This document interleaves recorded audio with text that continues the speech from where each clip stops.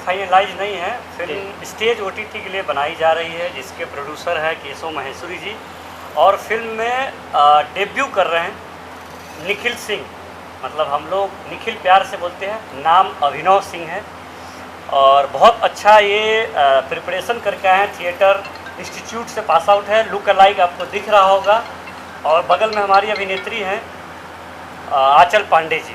आंचल पांडे जी ने इससे पहले 2-3 फिल्में की हैं, इनकी फिल्म रिलीज़ हुई है और अभी इस फिल्म में हमारे साथ पहली बार काम कर रही हैं। विशेष आपको ये लोग बताएंगे। पांडे है, धीरू सर के साथ ये मेरी पहली फिल्म है। इस फिल्म के प्रोड्यूसर केशव महेश्वरी जी हैं और डायरेक्टर धीरू यादव सर हैं।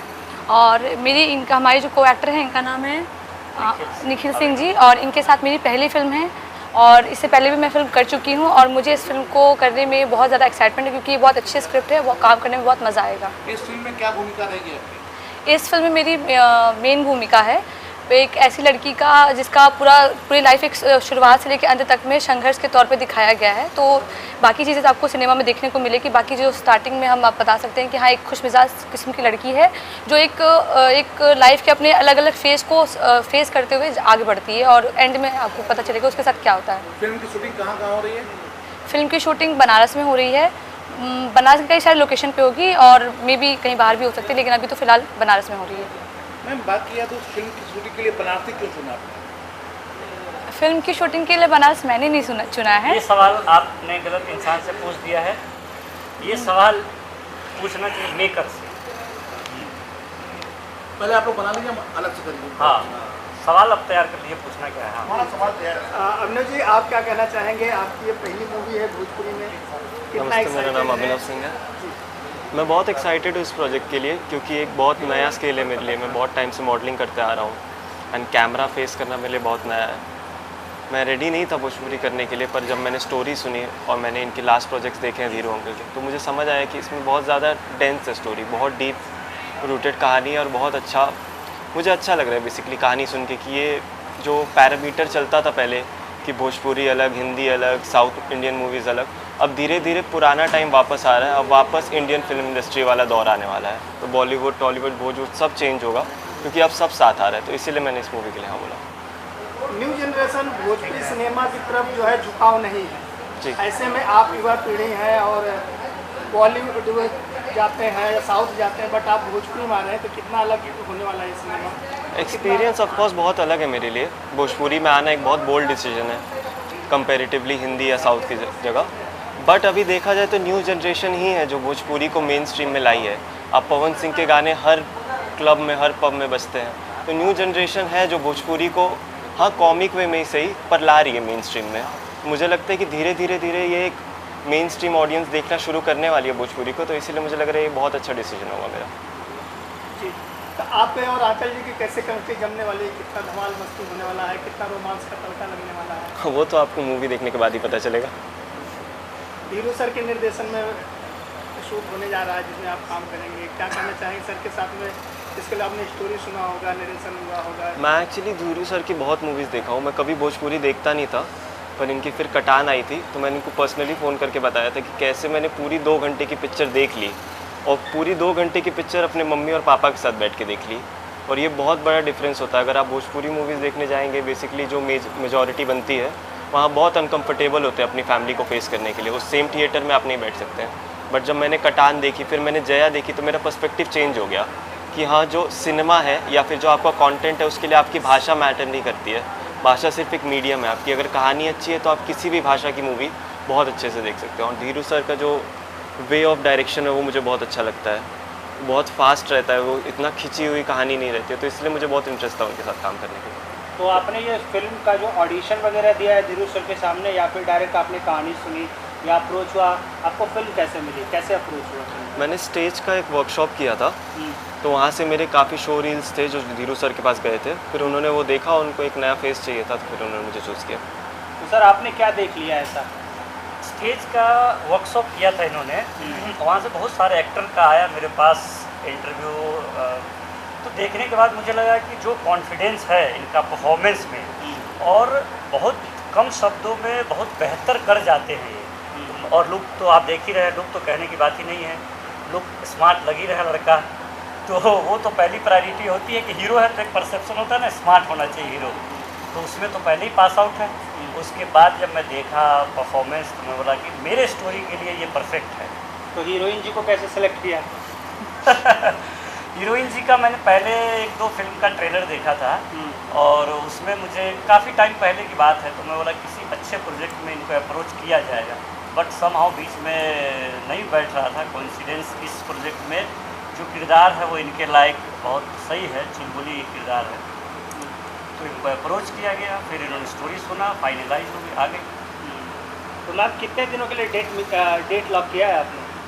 अप्रॉक्स 15 to 16 डेज, और आगे भी हो सकता है, बट अभी तो 15 to 16 डेज है।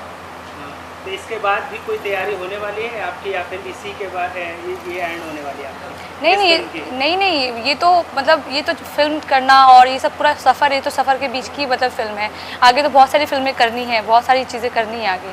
ये तो मतलब ये बहुत अच्छा प्रोजेक्ट है जो मुझे मिला है धीरू सर के अंडर काम करने का, क्योंकि उनके काम करने का तरीका, the way he use to cinematography उनकी जो भी है, वो सब चीज़ें मुझे बहुत ज़्यादा पसंद आई थी। इनकी फिल्म मैंने देखी थी, जिससे मुझे पता चला कि सिर्फ भोजपुरी में मतलब होता नहीं कि जो उसके भोजपुरी के जो मेकर्स हैं वो कुछ ऐसे कंटेंट बनाते हैं जिसको मतलब जिसमें इंटरेस्ट नहीं आता, लेकिन कुछ ऐसे कंटेंट भी कुछ ऐसे लोग बनाते हैं जिसको करने में भी बहुत मज़ा आता है और उसको देखने में भी बहुत मज़ा आता है। तो मुझे इनके साथ काम करने का मौका मिले, मेरे लिए बहुत बड़ी सौभाग्य की बात है। धीरू जी, स्टेज की बात चल रही है, तो अभी स्टेज का एक फिल्म स्ट्रीम हुआ है जिसका नाम है पुनर्जन्म और काफ़ी चर्चे में है, उसके बारे में आप क्या कहना चाहेंगे, क्योंकि उस फिल्म का आपने निर्देशन किया है? पुनर्जन्म पहले बन चुकी थी हरियाणवी में और राजस्थानी में, तो उसको धर्मेंद्र सर हमारे राइटर साहब उनको भोजपुरी में लिखे थे, बट उसमें बहुत अच्छी बात जो मुझे पर्सनली पसंद है कि हरियाणवी फिल्म तो मैं देखा नहीं था, शूट करने के बाद देखा मैं एक्चुअली, बट उसमें और इसमें जो डिफरेंस मुझे लगा, इनके राइटिंग का जो डायलॉग्स है वो तो मैं कटान से ही फ़ैन हूँ, पहली फिल्म हम लोग कटान किए थे साथ में, डायलॉग्स बहुत बेहतर मिलेंगे आपको, कमाल मिलेंगे और लीनियर वे में स्मूथ फिल्म चल रही है। दूसरा, शूटिंग पे लोकेशन वाइज बहुत कमाल है फिल्म, आपको लोकेशन बहुत अच्छा उस फिल्म में मिलेगा और बहुत गर्मी में हमने शूट किया है, बहुत मेहनत हुआ है उस फिल्म में, बैकग्राउंड म्यूजिक में, डीआई में और म्यूजिक में, तो होपफुली लोगों को पसंद आनी चाहिए, बनी फिल्म अच्छी। स्टेज के बारे में आप क्या कहना चाहेंगे दर्शकों से? बहुत अच्छी बात है कि स्टेज एक्सपेरिमेंटल फिल्म बना रहे हैं, कंटेंट ओरिएंटेड सिनेमा बना रहे हैं, सास बहू और हीरो हीरोइन के पीछे नहीं भाग रहे हैं, ये अच्छी बात है। और मुझे जहाँ तक लगता है स्टेज के जो टीम के लोग हैं, चाहे वो धर्मेंद्र सर हैं, अमर भाई हैं, मयंक जी है, विनोद जी हैं, जितने लोगों को मैं जानता हूं जो प्रोजेक्ट में इंटरेक्ट करते हैं मेरे से, वो सारे लोग बहुत इंटेलेक्चुअल और बहुत मैच्योर्ड लोग हैं कॉन्सेप्ट को लेकर के, कोई कंप्रोमाइज़ नहीं करते हैं। 4, 5, 6, 8 नरेशन हम लोगों का होता है, पीपीएम होता है, बहुत प्रोफेशनल वर्क टीम है, वो मुझे बहुत अच्छा लगता है। और सबसे बड़ी बात की कॉन्सेप्ट से कंप्रोमाइज़ नहीं करते, ये अच्छी बात है और बेहतर बना रहे हैं। इस फिल्म की बात करें, इसमें कौन कौन स्टार कास्ट में है, किसको आपने लिया इस फिल्म में, इन दोनों लोगों के अलावा संजय पांडे जी हैं, महेश आचार्य जी हैं, अनूप अरोड़ा जी हैं, मनोज टाइगर जी हैं और बाकी आशीष है, आर.के. यादव और अन्य कई सारे कलाकार। क्या उम्मीद की जा सकती है जैसे पुनर्जन्म आई, ये फिल्म भी उसी तरीके से आएगी या उसी तरीके से आएगी? मतलब जैसे पुनर्जन्म आज हाईलाइट है, बहुत अच्छा है, तो उसकी भी उम्मीद इस फिल्म को लेकर आप क्या कहना क्या चाहेंगे? देखिए, वो कंसेप्ट अलग था, ये कॉन्सेप्ट अलग है। ये देखा जाए तो दो आत्माओं का लव स्टोरी है, एक सोल का लव स्टोरी है। ये आपको फील देगा, एक अलग रांझना टाइप का एक अलग फील देगा भोजपुरी पे, जो शायद मुझे नहीं लगता है कि इतना प्योर लव स्टोरी बना है, क्योंकि जो लव स्टोरी भोजपुरी में बनाते हैं उसको 15-20 गाने डाल के उसको एक अलग ही कर देते हैं ट्रैक। आपको एक प्योर सोल लव स्टोरी देखने को मिलेगा, अब बाकी तो दर्शकों के ऊपर। लव स्टोरी की बात की जो बॉलीवुड की फिल्म में बड़ा चर्चा है, लोग रो रहे हैं सिनेमा हॉल में जा करके, ऐसे इस फिल्म की ये लव स्टोरी देख के कितना लोग रोएंगे, हंसेंगे या रोमांटिक मूड में सिनेमा हॉल से बाहर निकलेंगे? बिल्कुल, उसमें आप देखे होंगे कि सिर्फ यंगस्टर टीनेजर रो रहे हैं, ये लव स्टोरी देख करके हर एज के लोग इमोशनल हो जाएंगे, क्योंकि उसमें इंडिविजुअल स्टोरी है, एक लड़का एक लड़की की कहानी। यहाँ एक लड़के एक लड़की के साथ दो परिवार भी सफ़र कर रहा है, दो परिवार भी उस इमोशन के साथ ट्रैवल कर रहा है, तो हमको लगता है डेफिनेटली हर एज ग्रुप के लिए फिल्म है और उस सब वो कनेक्ट कर पाएंगे, चाहे वो पेरेंट्स हो चाहे वो यंगस्टर्स हो। एक लास्ट सवाल, जैसे कि जो है भोजपुरी सिनेमा सिंगल थिएटर में लगती है, मल्टीप्लेक्स में भी लगाने की कोशिश होती है, कहीं कहीं लग भी जाती है, लेकिन बोलते हैं कि मल्टीप्लेक्स में यूथ नहीं जा रहा है, तो कहीं न कहीं जैसे ये यूथ को लेकर युवा पीढ़ी को जो है नए जो है सबको लेकर आप काम कर रहे हैं कि नया सिनेमा आप बना रहे हैं, नए कंसेप्ट होता है, क्या लगता है कि आपकी डायरेक्शन जितनी फिल्में बन रही है फिल्में तो मल्टीप्लेक्स में युवा यूथ को खींच के लाएगी? देखिए मल्टीप्लेक्स पहले तो ओवरऑल बताऊं तो भोजपुरी फिल्म वैसे बनी जो मल्टीप्लेक्स में लगे और लगे तो लोग जाए, दोनों है। मतलब कुछ मेकर्स की भी गलती है, उस लेवल की फिल्म होती नहीं है कि मल्टीप्लेक्स में लोग जाके देखें। आपका क्या प्रयास है? हमारा प्रयास ये है कि फिल्म कहीं भी आए, किसी भी प्लेटफॉर्म पे आए, लोग देखें। मेरा मानना है भोजपुरी सिनेमा लोगों तक पहुँचे, चाहे उसका माध्यम कोई भी हो। मैं मल्टीप्लेक्स और थिएटर को लेकर के रिजिड डायरेक्टर नहीं हूँ। मेरा मानना है जो मुझे कहना है वो बात लोगों तक कैसे भी पहुँचे, चाहे मैं आपको कुछ कहना है, चाहे मैं फ़ोन से कहूँ या चिट्ठी लिख के भेजूँ या सामने बोलूँ, मतलब है आप तक पहुँचे। तो मेरा मानना है OTT है, स्टेज के माध्यम से लोगों तक पहुँचे, लेकिन पहुँचे, अच्छी चीज़ें लोग तक पहुँचनी चाहिए।